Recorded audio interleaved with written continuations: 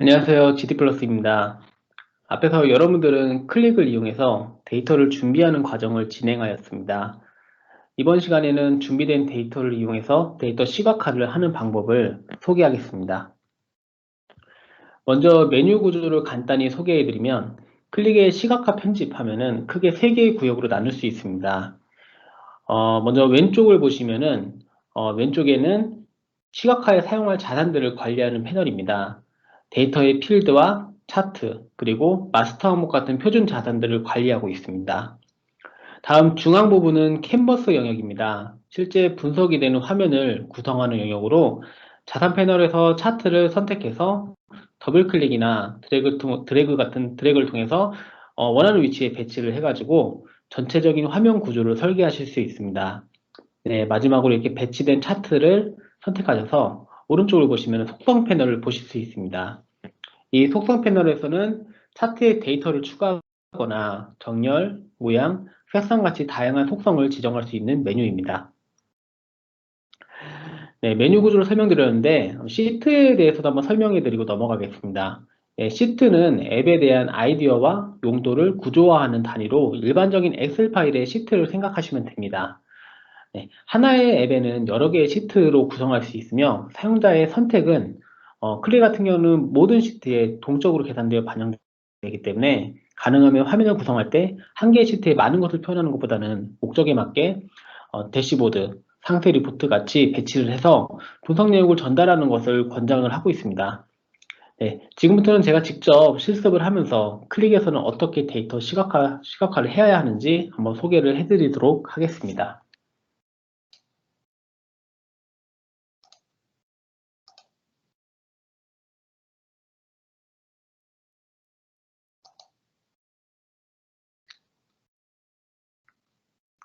네, 앞에서 진행한 화면입니다. 이미 데이터는 다 준비가 되어 있는 상태고요. 네, 저는 먼저 막대형 차트를 이용해서 어떻게 시각화를 해야 되는지 먼저 소개를 해드리겠습니다. 좌측에 보시면 자산 패널입니다. 자산 패널의 차트 영역에 가서 저는 막대형 차트를 이용해서 시각화를 진행해 보겠습니다. 막대형 차트를 드래그를 하셔도 되고요. 아니면은 더블 클릭하시게 되면 원하는 위치에 자동으로 삽입이 됩니다. 네, 제목은 먼저 지정을 해보겠습니다. 제목으로는 시군구별 총 판매 금액. 네, 여기서 시군구는 분석에 대한 그룹 단위라고 보시면 되고, 판매 금액은 이 기준에 대한 전체적인 집계 결과라고 보시면 됩니다. 그렇기 때문에 먼저 차원을 선택할 건데, 차원에는 우측에 속성 패널에서 데이터를 선택할 수 있다고 제가 앞에서 설명드렸습니다. 차원에 시군구라는 필드를 선택해서 넣어보겠습니다. 그리고 측정값에는 네, 총 판매 금액이죠. 총 판매액에 네, 총 판매 금액이니까 이 sum이라는 함수를 이용해서 집계를 해보겠습니다. 이렇게 차트 모양이 나왔고요. 네, 지금 레이블에는 sum, 총 판매 금액이라는 전체 식이 다 표시가 되기 때문에 측정값을 클릭하신 다음에 레이블 항목을 변경을 해보겠습니다. 총의 금액으로 변경을 했고요. 네, 금액을 변경하면 자동으로 레이블이 변경된 것을 확인할 수 있습니다. 네, 한번 금액도 한번 수정을 해볼 건데요. 판매 금액인데 표현되는 값이 20지, 40지, 60지로 자동으로 지금 숫자가 표현되는 것을 확인할 수 있습니다. 이거를 이 측정값의 숫자 서식을 자동이 아닌 화폐 단위로 변경을 해보겠습니다. 그러면은 지금 달러 단위의 화폐로 변경이 된 걸 확인할 수 있고요. 저는 소수점이 싫기 때문에 소수점을 제거를 하겠습니다. 소수점을 제거를 해서 화폐 단위를 표현을 해보겠습니다. 네, 하나의 차트가 완성이 됐습니다. 이 완성된 차트에서 제가 몇 가지 더 속성을 지정하는 방법을 소개해 드리겠습니다. 네, 이 차트가 선택되어 있는 상태에서 이 속성 패널을 가보시면은 이 아래쪽에 보시면 모양이라는 옵션이 있습니다. 모양에는 다양한 모양이 있는데 현재 가로로 되어 있는 모양을 세로로 변경할 수도 있고요. 그리고 저는 한번 색을 변경을 한번 해보겠습니다. 하단에 보시면 색상 및 범례의 색상이 자동으로 들어가 있는 것을 확인할 수 있습니다. 자동을 해제하시면 사용자 지정으로 변경이 가능한데 단색이 아니라 한번 차원 기준으로 변경을 해보겠습니다. 차원 기준으로 변경을 하게 되면은 시공구의 각 차원, 값별로 다른 색을 표현하는 것을 확인할 수 있습니다. 네. 그러면 이 차원이 아니라 한번 측정값으로도 변경을 해보겠습니다. 측정값을 변경을 하게 되면은 이 측정값은 앞에서 입력한 총 판매 금액을 기준으로 할 거고요. 네. 색 구성표를 보시면은 이 측정값의 값 범위별로 그라데이션이 들어가 있는 것을 확인할 수 있습니다. 그라데이션을 저는 이 분기 클래스를 이용해서 표현을 해보겠습니다. 네. 금액별로 이 그라데이션이 적용된 걸 확인할 수 있고요. 색상을 한번 이 와인색을 더 큰 쪽으로 한번 변경을 해볼까요? 이 색 반전을 클릭을 하게 되면은 이 와인색이 이 큰값을 표현하는 방법으로 네, 반전이 된 것을 확인할 수 있습니다. 네, 막대형 차트에 대해서 좀 소개해 드렸는데 이번에는 꺾은 성형 차트를 이용해서 날짜별 구매 추이를 날짜 추이를 표현하는 것을 한번 소개해 드리겠습니다. 마찬가지로 자산 패널에서 차트 영역에 꺾은 성형 차트를 이번에는 드래그를 해서 올려놓겠습니다.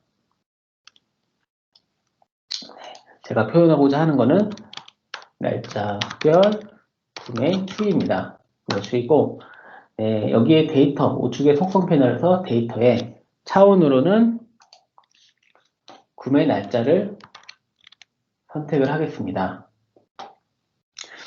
그리고 측정값에는 구매 추이이기 때문에 구매 추이를 판단할 수 있는 기준이 주문 번호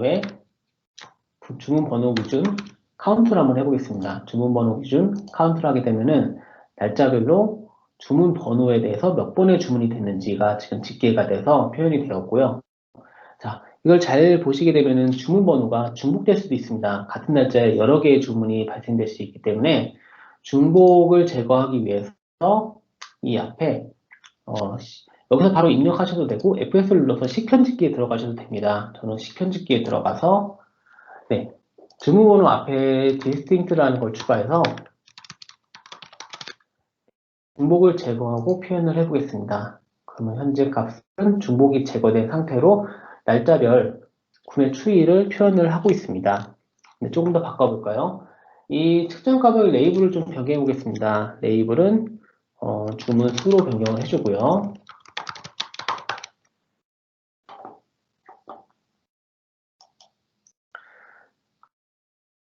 그리고 숫자도 자동이 아니라 내가 원하는 숫자 형태로 이 소수점이 없는 값으로 서식을 지정을 하겠습니다. 네, 이렇게 변경이 됐고요. 그리고 한번 모양을 좀 더 바꿔볼까요? 모양에 지금 선 형태로 되어 있는데 영역으로도 바꿔보겠습니다. 이렇게 영역으로 표현된 것을 확인할 수 있습니다. 네, 꺾은 성형 차트로 날짜별 추이를 표현하는 방법을 소개해드렸습니다. 자, 이번에는 마스터 차원을 한번 소개를 해드릴 건데 앞에서 저희가 데이터를 올렸을 때 제품 분류 테이블을 보시면은 제품 분류 1단계, 2단계, 3단계, 4단계 이 각각의 계층별로 데이터가 있는 것을 볼 수 있습니다. 이걸 이용해서 저는 드릴다운을 하기 위해서 마스터 차원을 한번 등록을 해보겠습니다. 네, 제가 앞에서 미리 만들어 놓은 게 있기 때문에 지우고 다시 등록을 하겠습니다. 자, 새로 만들기, 차원의 새로 만들기를 클릭하시면은 새 차원 만들기에 단일값과 드릴 차원이라는 옵션이 있습니다. 단일값은 하나의 차원을 선택해서 마스터를 등록을 하실 수 있고요. 드릴다운을 선택하시게 되면은 여러 개의 차원을 선택해서 드릴다운 차원을 만들 수 있습니다. 제품 분류 테이블로 이동하시고 하나씩 추가를 해보겠습니다. 이 의미는 제품 분류 1단계부터 4단계까지 계층 구조로 해서 차원을 만들겠다는 의미입니다. 자, 이름은 지정한데 제품 분류로 한번 추가해 보겠습니다. 그리고 만들기를 클릭하시면은 앞에 기호가 하나 추가됐습니다. 비교를 위해서 제가 다른 차원을 한번 만들어 보겠습니다. 고객명이라는 차원을 단일 차원으로 한번 만들어 보겠습니다. 네. 자, 드릴다운 차원을 만들었을 때는 앞에 화살표 모양의 기호가 추가된 것을 확인할 수 있고요. 일반 단일 차원은 별도의 아이콘이 없이 차원명만 나오는 것을 확인할 수 있습니다. 두 개의 차원을 만드는 방법을 소개해 드렸고요. 자, 이 마스터 차원을 이용해서 시각화를 하는 방법을 한번 소개해 드리려고 합니다. 다시 한번 차트형 자산 패널의 차트 부분에 가셔가지고 막대형 차트를 이번에 더블 클릭을 했습니다. 그리고 이 막대형 차트에 표현을 하려고 하는 값은 제품 분류별 이익 현황이 됩니다. 네, 기준이 제품 분류이기 때문에 제품 분류를 차원으로 두고 이익 현황을 측정값으로 지정을 하면 됩니다. 값을 한번 추가를 해볼까요? 차원에는 제품 분류, 저희가 만든 마스터 항목을 선택을 해보겠습니다. 마스터로 등록을 하시게 되면 이 목록에, 차원이나 특정한 목록에 가장 상단에 위치하게 됩니다. 그래서 저희는 차원의 제품 분류가 위에 온 것을 확인할 수 있고요. 네, 측정값으로는 이익 현황입니다. 그래서 이익을 하는데 이익에 평균을 할 거냐 아니면 썸을 할 거냐, 전 이번에 썸을 이용해서 한번 집계를 해보겠습니다. 네, 이렇게 표현이 된 걸 확인할 수 있고요. 그리고 레이블도 한번 변경을 해볼까요? 레이블은 이익의 합계이다 로 변경을 했습니다. 자, 드립다운 차원을 어떻게 표현이 되는지 한번 보겠습니다. 편집 모드에서는 이 차트의 값들이 선택이 안 됩니다. 그렇기 때문에 편집 완료 버튼을 누르시고, 자, 이 현재는 제품 분류 1에 대한 이 값을 보여주고 있습니다. 한번 값 중에 야채 값을 한번 선택을 해볼까요? 그럼 야채에 대한 제품 분류 2는 없나 봅니다. 하나밖에 없어서 넘어갔고, 제품 분류 3에 신선야채, 신선과일, 땅콩, 두부 이 4개의 값이 있다는 걸 확인할 수 있습니다. 한 번 더 드릴다운으로 들어가 볼까요? 이 신선야채를 한번 클릭해 보겠습니다. 신선야채를 클릭하시면은 그 안에 제품 분류 4로 야채라는 값이 있는 것을 확인할 수 있습니다. 이렇게 하나의 차원에서 여러 개의 차원으로 드립다운할 수 있는 차원을 만들어서 여러분들이 시각화하는 방법을 확인할 수 있습니다.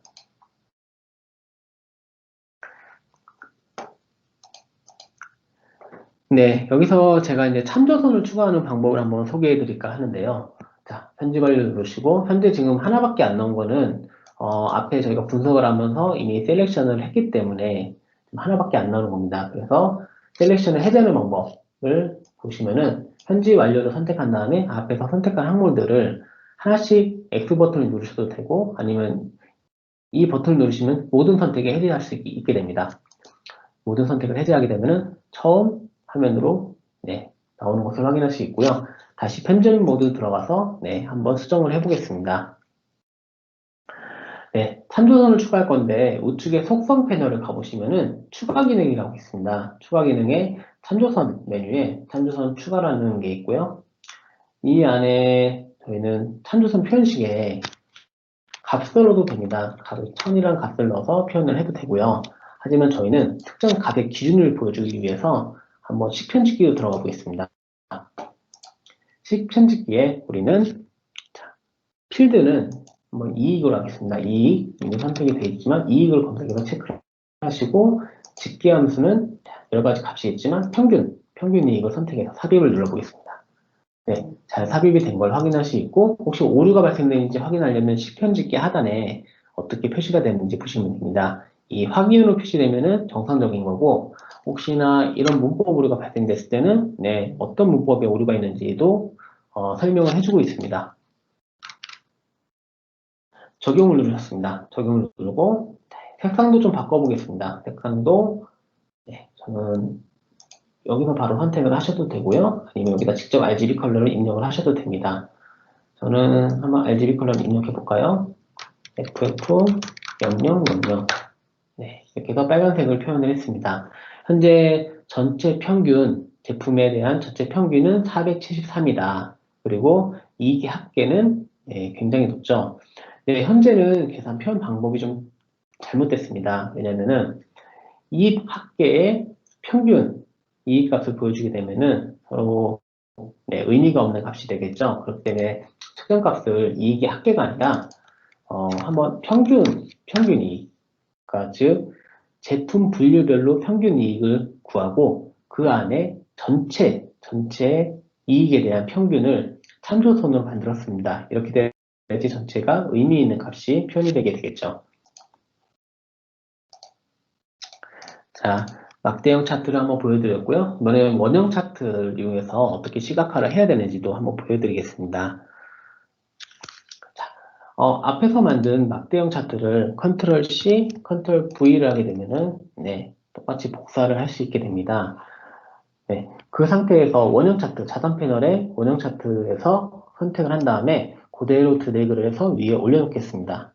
올려놓게 되면은 지금 두 가지 옵션이 있는데, 다음으로 바꾸기를 하게 되면은, 기존에 있던 차트의 데이터를 싹 무시하고 새로운 차트가 만들어지는 겁니다. 하지만 두 번째 다음으로 변화를 하게 되면은 앞에서 차트에서 갖고 있는 차원과 측정값을 그대로 유지된 상태로 차트 모양만 바꾸겠다는 의미입니다. 그래서 저는 그대로 데이터를 활용하기 위해서 다음으로 변환을 선택을 했습니다.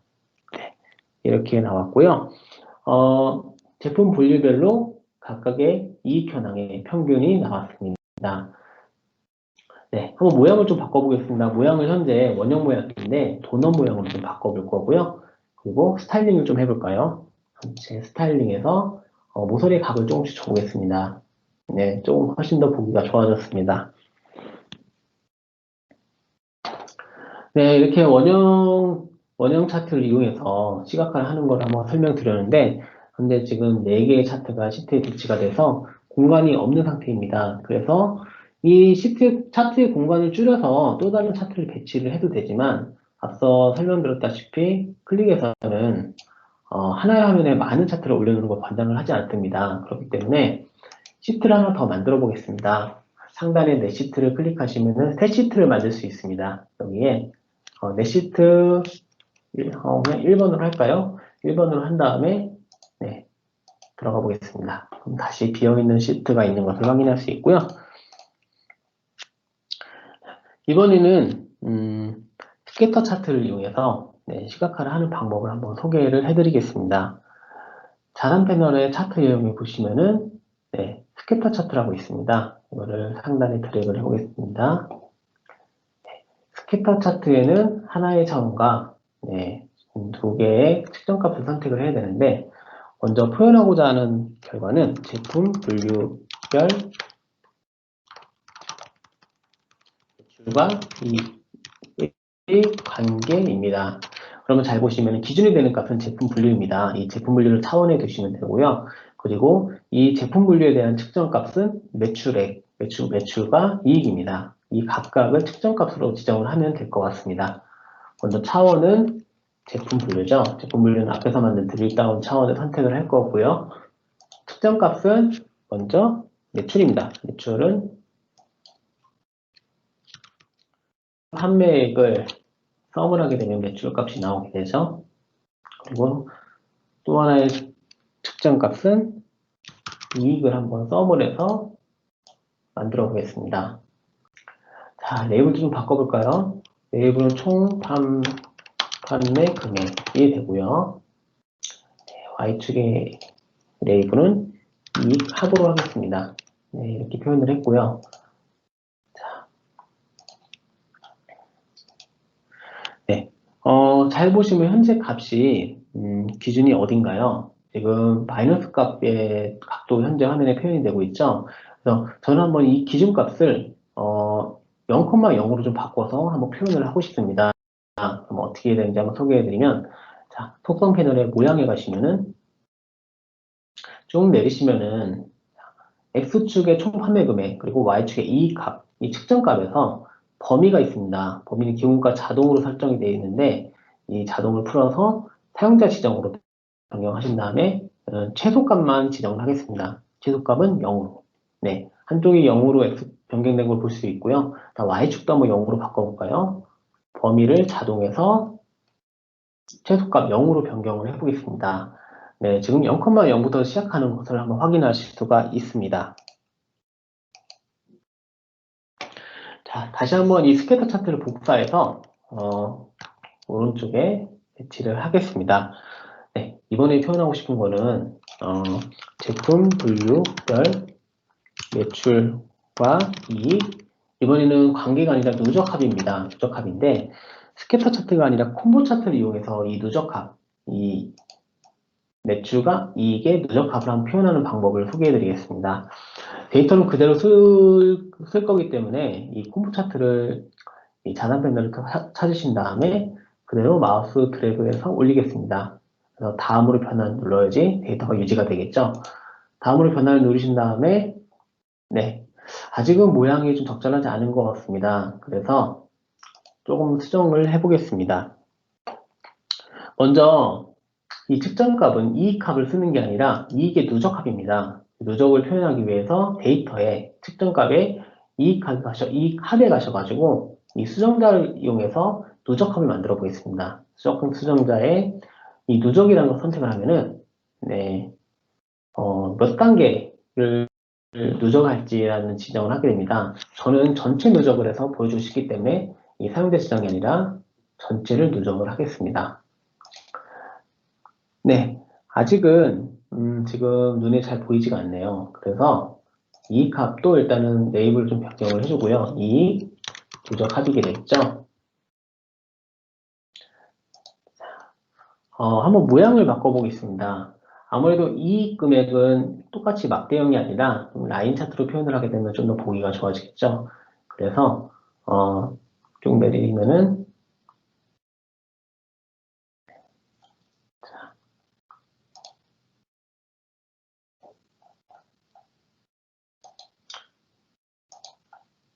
자, 이 데이터에 보시면은 총 판매 금액과 이익 누적합에 대한 측정값이 있는데 이익 누적합을 선택하신 다음에 현재 막대로 되어 있는 모양을 선으로 바꿔보겠습니다.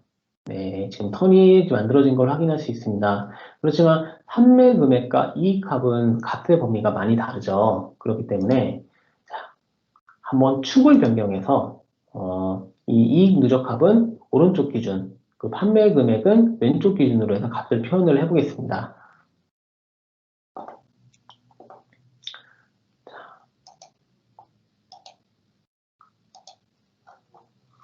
네, 데이터에 모양을 하셔서 이 누적합은 네, 기본 축이 아니라 네, 선 모양으로 바꾸셨으니까 이 축도 보조축으로 한번 옮겨 보겠습니다. 그러면은 네, 썸 이익은 이익 누적합이고 네, 그리고 수정자에는 누적이 적용이 되어 있습니다. 그리고 축은 기본 축이 아니라 보조축으로 지정을 해서 이 각각의 축이 다른 것을 확인할 수 있습니다. 아직은 조금 더 보기가 좋지가 않습니다. 왜냐하면 이 값이 현재 표현이 되지 않기 때문에 이 값을 표현하는 방법을 한번 보여드리겠습니다. 이 속성 패널의 모양에 가시면은 프레젠테이션의 데이터 포인트 표시라는 부분이 있습니다. 그러면 데이터가 나오는 지점을 포인트 점을 표시해주고 있고요. 거기에 값 레이블을 선택을 하게 되면은 값이 표현되는 것을 확인할 수 있습니다. 네, 이렇게 측정값을 변경을 해서 이 콤보 차트를 표현하는 방법을 설명을 드렸고요. 이번에는 많이 쓰는 차트인 이 피벗 테이블을 이용해서 시각화하는 방법을 한번 소개해 드리겠습니다. 이번에는 기존 데이터를 이용하는 게 아니라 새로운 데이터를 한번 적용할 거기 때문에 자산 패널에서 그냥 테이블이 아닌 피벗 테이블입니다. 피벗 테이블을 올려놓겠습니다. 속성 패널의 데이터로 가시고요. 데이터에는 먼저 행에는 한번 C를 한번 추가해 보겠습니다. 그리고 열에는 동을 추가를 하고요. 측정값에는 제가 제목을 놨었네요. 이 피벗 테이블의 목적은 C, 동별 총 판매 금액을 행과 열로 시각화하는 목적입니다.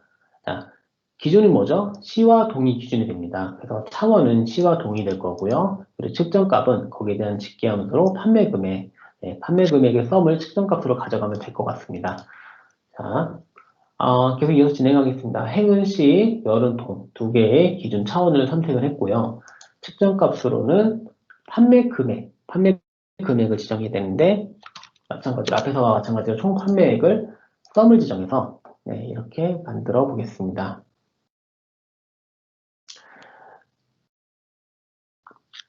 네. 지금 제가 순서를 좀 다르게 해서 그런데 이 동을 좀 옮기시게 되면은 이게 기본으로 만들어진 모양입니다. 네. 이 차원을 행과 열로 자유롭게 이동이 가능하게 되고요. 다시 입력하면 저는 처음에 이 행과 행의 시와 그리고 동을 추가하려고 했습니다. 근데 이 모양이 나왔는데요. 자, 잘 보시면 이 플러스 모양으로 이 차원이 접혀져 있는 걸 볼 수 있습니다. 한번 분석 모드로 가볼까요? 분석 모드에 가시면은 이 플러스 모양이 있는데 이 플러스 모양을 확장을 하게 되면은 그 안에 있는 C에 해당하는 동에 대한 차원을 볼 수 있습니다. 네, 아무래도 이렇게 플러스 모양으로 접혀 있는 것보다는 전체를 다 펼쳐놓고 보는 게 시각적으로 낫겠죠. 그래서 편집 모드에 가셔가지고 모양에 가셔서 한번 변경을 해보겠습니다. 모양의 프레젠테이션에 완전히 확장을 누르게 되면은 네, 이 두 개의 차원이 완전히 확장이 돼가지고 표현이 되는 것을 확인할 수 있습니다. 조금 더 스타일링을 해볼까요? 네, 현재 보이는 옵션 중에 스타일링이라는 옵션이 있습니다. 한번 헤더 값을 변경을 해보겠습니다. 헤더 값을 긁고 크기를 한 17 정도로 키워볼까요? 네, 키워진 걸 확인할 수 있고요. 컨텐츠는 한번 색깔을 좀 변경을 해보겠습니다. 컨텐츠의 색은 한번 파란색을, 네.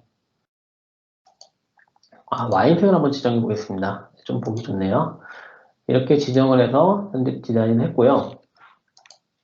또 레이블이 조금 더 걸리네요. 이 레이블도 한번 같이 변경을 해보겠습니다. 레이블은 총 판매 금액으로 변경을 했습니다. 자, 우리가 원하는 피벗 테이블이 나온 것을 확인할 수가 있습니다. 네, 마지막인데 이번에는 맵 차트를 이용해서 한번 위치 기반으로 고객 현황을 보여주는 예제를 보여드리겠습니다. 맵을 그대로 한번 올려놓으시고요. 맵을 올려놓으시게 되면 클릭해서 기본으로 이 배경에 오픈스트림 맵을 이용해서 전체 맵 그림을 보여주게 됩니다. 이 안에 레이어를 이용해서 여러분들이 데이터를 표현을 하는 건데 네, 한번 데이터로 선택을 해보겠습니다. 우리가 준비한 데이터 중에 아마 제품 분류 테이블이 아니죠? 모든 테이블을 보겠습니다. 네. add area라는 필드가 있습니다. 요거를 그대로 이 맵 차트로 올려놓겠습니다. 올려놓고 새 레이어로 추가. 레이어가 여러 가지가 있는데 우리는 영역 레이어를 이용해서 한번 추가해 보겠습니다. 영역 레이어 선택하셨고요. 네, 그러면 이 맵 데이터가 이 우리나라 지도 내에 있는 데이터로 구성이 되어 있기 때문에 현재 대한민국 기준으로 해서 맵이 표현된 것을 확인할 수 있습니다. 자, 제목도 먼저 추가를 해볼까요? 위치, 안에 고객, 보유, 현황, 시각화가 목적입니다. 이제 우리나라 지도에 한번 표현을 했고요. 두 번째, 이 값을 좀 더 이용해서 이 시각화를 좀 더 수정을 해보겠습니다.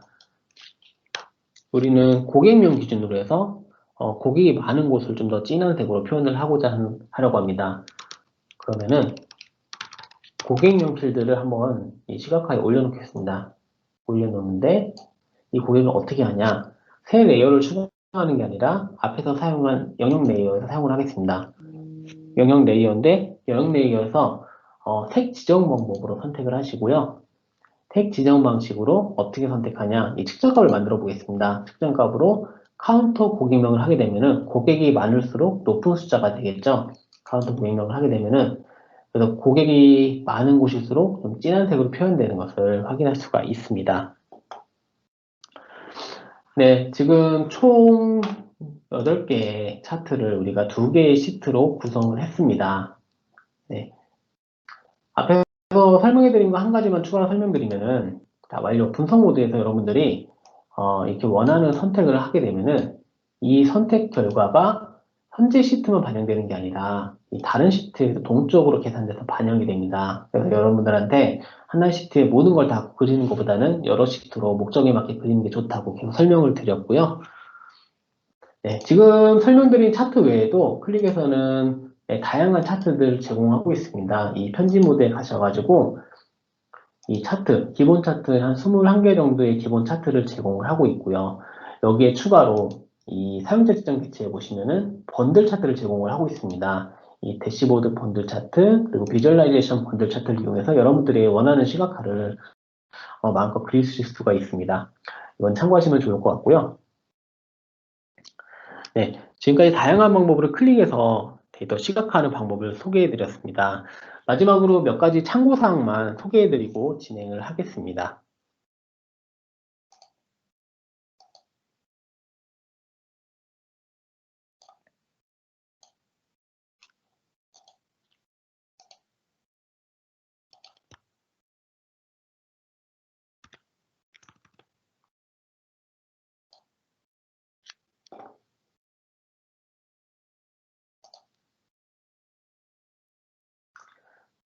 네, 지금 시트 구성에 대해서 실습을 쭉 진행을 했습니다. 네. 그리고 엑셀 데이터에 대한 고려사항인데요. 오늘 실습은 여러분들이 엑셀 파일을 이용해서 진행을 했습니다. 여러분들 만약에 돌아가셔서 실제로 사스에서 엑셀 데이터, 여러분들 엑셀 데이터를 올려서 실습을 하실 때 몇 가지 주의사항이 있는데요. 처음부터 읽어보시면 좀 세 가지가 있습니다. 자, 클릭해서 이 엑셀 데이터를 판단을 할 때 이 첫 번째 라인에 있는 거를 필드명, 그 두 번째부터는 데이터로 판단을 해서 읽게 됩니다. 그렇기 때문에 이 헤더 부분이 병합이 되거나 여러 층 구성이 되게 되면은 이 필드명이 어떤 건지 정확히 판단을 할 수 없게 됩니다. 그렇기 때문에 이 부분은 병합이 되지 않고 여러 라인으로 구성이 안 되게끔 네, 엑셀 파일을 사전에 좀 정리를 해주셔야 되고요. 그리고 이어서 이 셀 공간에 이 엑셀 하단에 있는 그림처럼 엑셀에 빈 공백이 생기게 되면은 여러분들은 이 빈 공백이 왜 위에 있는 값이 그대로 가져간다라고 생각은 되겠지만 이 클릭이라는 제품에서 이 데이터를 판단을 할 때 세 번째 라인은 비어있는 값이다. 네 번째 라인도 비어있는 값이다. 이런 식으로 판단을 하게 됩니다. 물론 여러분들이 데이터 관리자가 아니라 앞에 설명드린 데이터 스크립트를 이용한다고 하면은 이 부분에 대해서 뭐 펑션을 이용해서 가공이 가능한데 지금은 데이터 관리자를 이용해서 자동으로 데이터를 올리기 때문에 가급적 이 비어있는 셀이 없도록 데이터를 미리 구성하시고 올리셔야지 원하시는 결과를 얻으실 수 있습니다. 네, 이어서 참고 사이트인데요. 몇 가지 참고 사이트를 소개해 드리겠습니다. 클릭을 하시게 되면 많이 보셔야 되는 사이트 중에 하나인데, 첫 번째로는 클릭해서 제공하는 개발 매뉴얼, 네, 개발 매뉴얼을 제공하는 온라인 도움말 사이트, 헬프 사이트가 있고요. 그리고 수많은 클릭 개발자 의견을 공유하는 커뮤니티 사이트가 있습니다. 그리고 여러분들이 다양한 업종에서 샘플 데이터를 만들어서 보여주고 있는 데모 사이트를 이용해서 여러분들이 샘플 화면들을 좀 검토해 보실 수가 있고요. 그리고 GT 프로젝트 내에서도 블로그나 유튜브를 통해 여러분들이 교육이나 기술적인 정보를 공유하기 위해서 지속적으로 노력을 하고 있습니다. 그래서 가끔 저희 블로그 들리셔가지고 어떤 정보들이 있는지 좀 관심을 가지시면 좀 감사하겠고요. 네, 오늘 준비한 클릭의 기본 교육은 여기까지입니다. 네, 끝까지 시청해 주셔서 감사합니다. 이만 종료하겠습니다.